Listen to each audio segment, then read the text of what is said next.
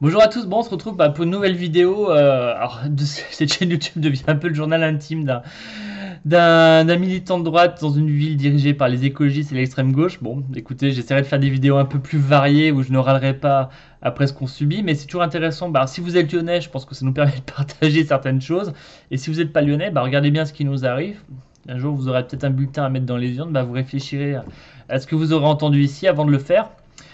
On va parler aujourd'hui d'infrastructures de mobilité et justement de la difficulté que les écologistes ont à les appréhender dans le sens de l'intérêt des habitants et pas de leur idéologie. Parce qu'ils ont, voilà, donc ils ont une vision qui est très.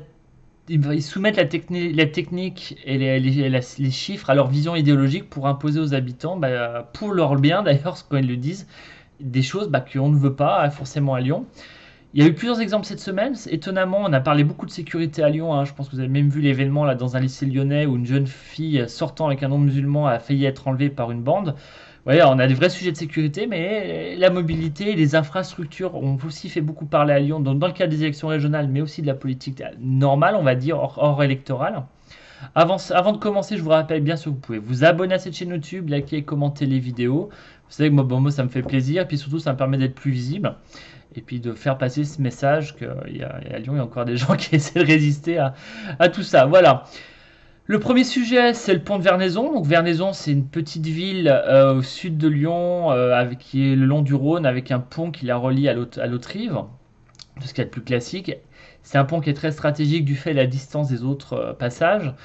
Il est ancien, c'est un pont suspendu avec un tablier assez fin en métal. Voilà, donc un pont très élégant mais qui a mal vieilli, qui a été assez mal entretenu, hein. La décharge des écologistes, il faut avouer que dans les mandats précédents, peut-être que le travail nécessaire n'a pas été fait, il faut être franc là-dessus. Mais aujourd'hui, on arrive, on est au bout de la chose et en face du mur, il faut agir. C'est là où il y a un vrai problème, parce qu'on a des habitants qui sont très remontés contre justement la métropole, donc qui est dirigée par les écologistes et l'extrême gauche, qui elle a une vision anti-pont, sincèrement, parce que tout ce qui là ils veulent le mettre à sens unique. Ça fait énormément râler les habitants du secteur, hein, qui eux se voient dérangés et grévés dans leur liberté de déplacement. Ils ont proposé quelque chose qui est donc mettre à sens unique le pont pour éviter qu'il y ait trop de passages. Créer un pont temporaire en 2023 pour 10 millions d'euros. Donc pourquoi un pont temporaire et un pont nouveau en 2030, à l'horizon de 2030. Donc là, inutile de vous dire qu'ils sont en train de repasser la patate chaude dans le futur. Euh, dans le cas de la campagne régionale, Laurent Wauquiez a proposé, lors d'une visite avec le maire de Vernaison, 5 millions d'euros de suite pour une reconstruction immédiate du pont. C'est vrai qu'on se demande pourquoi attendre 2030 pour refaire un pont aussi stratégique pour autant d'habitants. Bien sûr, ça a été refusé par les écologistes qui disent que c'est électoral. Bon, après, c'est pas la première fois que la région aide sur des infrastructures stratégiques de ce niveau des collectivités, hein. Il y a plusieurs dispositifs, hein. Il y a des aides directes, il y a le plan État-région aussi qui va bientôt être refait, où ce pont pourrait être intégré. Et sincèrement, un pont neuf à l'horizon 2025, sincèrement, même un peu moins, allez, 2024, c'est réalisable et je pense que les habitants accepteraient d'être dans la difficulté pendant 2 ou 3 ans si on leur promet qu'après c'est réglé et pas attendre 2030 pour espérer avoir quelque chose de sûr parce qu'un pont temporaire, déjà c'est des études qui sont équivalentes à un pont normal et est-ce qu'on n'aura pas un problème en 2025 sur un usage un peu précoce et compagnie, on ne sait pas. Et puis c'est 10 millions de dépensés pour du temporaire. Voilà, donc c'est un vrai sujet. Le refus des écologistes, il est idéologique, hein, parce que ils ont juste promis au début de leur mandat de ne pas financer de projet d'infrastructure routière. Ils estiment que ce pont en est une, alors que ça permet de faire passer plein de choses, un pont, hein, des transports en commun, des vélos, hein. Ils ont même le droit de mettre une belle piste cyclable, hein, sur le pont nouveau. Il n'y a pas de souci. Voilà, donc c'est un pont, c'est un passage, une route, c'est un moyen d'aller d'un point A à un point B. Il ne faut pas confondre les infrastructures de déplacement et les moyens de mobilité. Mais ça, visiblement, ils ont du mal sur ce sujet-là à faire la différence. Donc voilà, le pont de Vernaison, écoutez, on va voir comment ça évolue. Moi, j'encourage les habitants à continuer à se mobiliser. Écoutez, il faut y aller, hein. Faut pousser, pousser. Et puis pas attendre 2030 parce que je pense pas que c'est bon pour un secteur qui se développe en habitation de manière assez intense quand même, hein. Ça se peuple là-bas. Et puis l'effet Covid fait que les gens partant du centre-ville de Lyon pour trouver un peu de verdure vont dans ce type de commune. Le deuxième sujet qui a beaucoup fait parler ce week-end, c'est le fameux téléphérique de l'Ouest lyonnais. C'est la troisième voire quatrième vidéo dans laquelle j'en parle. Vous savez que la population de l'Ouest lyonnais n'en veut pas pour son usage et il est fait que pour leur usage parce que nous, Lyonnais, on va très peu à Sainte-Foy, à Francheville, hein, même si c'est des communes magnifiques, très bien gérées d'ailleurs, pas d'excellents maires. Mais bon, c'est une zone résidentielle voilà, qui n'a pas hormis la beauté des endroits, de l'endroit, voilà, c'est pas un endroit où on va pour forcément travailler, c'est plutôt le sens inverse. Eux qui descendent dans Lyon. Ils veulent faire un téléphérique donc qui est rejeté par ses habitants. Et là, ils ont proposé donc un nouveau tracé parce que c'est vraiment compliqué. La maire de Sainte-Foy est en train de s'y opposer. Je pense que s'ils continuent comme ça, ils vont arriver à créer la première ZAD non gauchiste de France à Lyon. D'ailleurs, plus grande qu'ils le pensent, vu la nouvelle présentation qu'ils ont faite, parce qu'ils ont proposé donc trois nouveaux tracés, dont deux qui survolent la presqu'île de Lyon, donc où votre serviteur vit, où beaucoup de gens vivent, hein, parce que c'est quand même une zone très très dense en population. Inutile de vous dire que là, ici, on est déjà en train de se de sortir, limite à sortir les banderoles pour éviter d'avoir toutes les 20 secondes une cabine qui passe au-dessus de notre tête. On est contre, surtout qu'on n'en a pas l'usage, donc on est un peu égoïste des fois les gens, hein, faut être honnête, mais bon, nous, les gens qui en ont l'usage n'en veulent pas, et les gens qui n'en auront pas l'usage n'en veulent pas, voilà. Donc à un moment, c'est vraiment rentrer dans ce débat, c'est bien de vouloir faire le bien des gens malgré eux, mais il faut un peu les écouter. Et ce que je reproche aux écologistes, c'est toujours d'essayer d'imposer un modèle, parce que le transport par câble, c'est leur truc, ils veulent en faire partout, parce que techniquement, ils estiment que c'est bien, budgétairement, c'est génial, mais c'est comme les éoliennes, voilà, ils donnent des chiffres qui vont dans le sens de dire, mais arrêtez d'être bêtes, suivez notre avis, c'est comme les éoliennes. Pompili dernièrement disait, les éoliennes c'est génial, arrêtez de dire qu'elles ne marchent pas, elles tournent entre 70 et 90% du temps, ce qui est vrai, à part qu'une éolienne en France, elle fait que 25% de sa capacité de production électrique, parce que quand elle tourne, elle ne produit pas forcément l'énergie électrique. Donc vous voyez qu'avec des chiffres, on leur dit ce qu'on veut. Ce qu'il faut réaliser, c'est la réalité des choses et par rapport au but, la réalisation. Donc moi, je regarde une éolienne, elle est censée produire tant de mégawatts, est-ce qu'elle les réalise? Ah non, elle a 25%, donc est-ce qu'on est prêt à sacrifier du paysage pour ça? Quand je regarde le téléphérique, il est censé transporter tel type de population, tel secteur de population à tel endroit. Est-ce que ces populations ont envie de l'utiliser? Est-ce qu'elles l'acceptent? Elles n'ont pas envie de l'utiliser, elles ne l'acceptent pas. Donc à un moment, surtout qu'on il y a un contre-projet qui est l'optimisation du RER lyonnais, donc qui est poussé par la région, et du tram-train de l'Ouest lyonnais, et ce satané métro qui était prévu sur le 5e arrondissement, finalité de relier à la gare de la Part-Dieu pour après, on l'espérait dans un lointain horizon, filer à l'aéroport.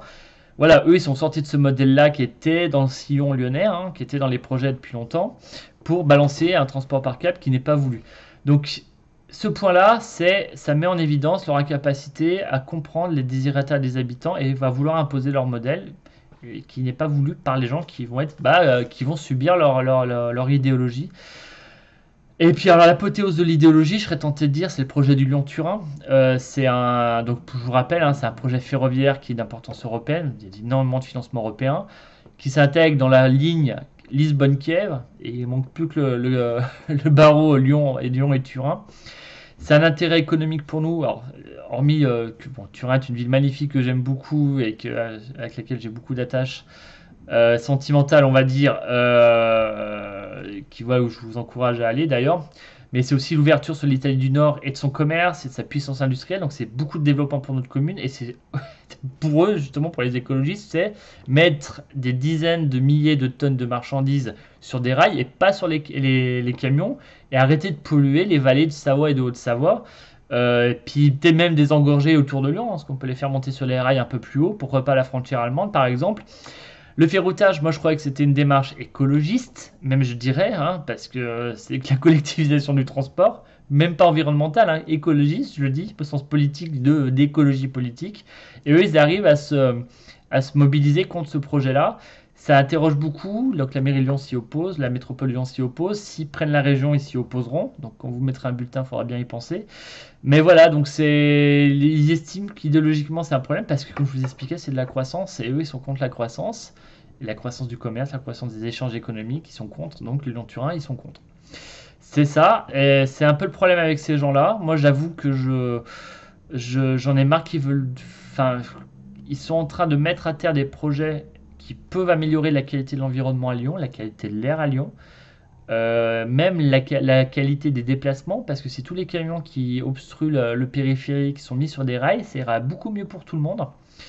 Ça polluera moins, ça densifiera un peu la circulation. Ils veulent pas parce que les bouchons sont leurs amis. Mais voilà, bon.